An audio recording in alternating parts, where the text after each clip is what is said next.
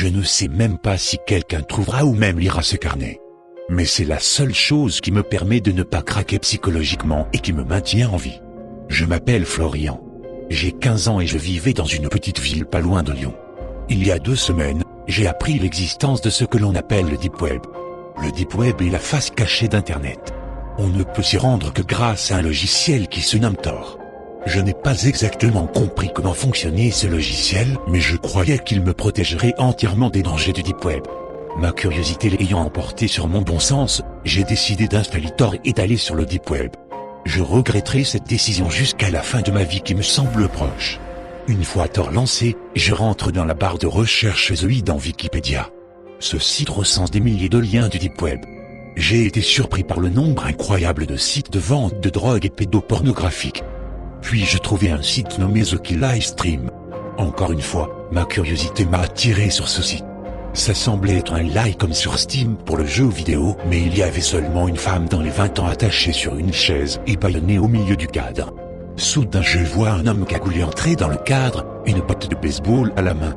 Les gens dans le chat demandaient que l'homme batte la femme le plus fort possible. Ce qu'il fit. S'ensuit un déchaînement de hurlements de détresse et de douleur, jusqu'à ce que le pire arrive, la femme mourut sous les coups de l'homme. Je ne pouvais plus rester sur le site une seconde de plus. J'ai désinstallé Tor puis éteint mon ordinateur. Mon ordinateur mettait beaucoup plus de temps à s'éteindre que d'habitude. Sur le coup, je m'en soucie peu, choqué par ce que je venais de voir.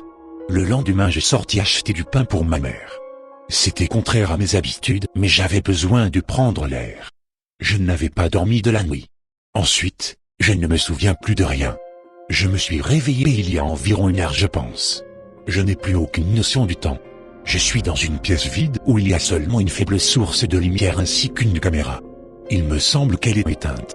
Au moment où j'écris ces lignes, j'entends des hurlements de douleur dans une pièce voisine.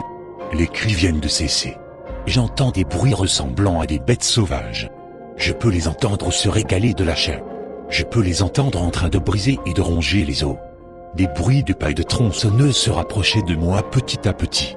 Mon heure est venue. Quel con j'ai été. Mes parents doivent me chercher partout. Je ne reverrai plus jamais ma famille. Je les imagine. Ils pleurent, ils crient. Je suis désolé,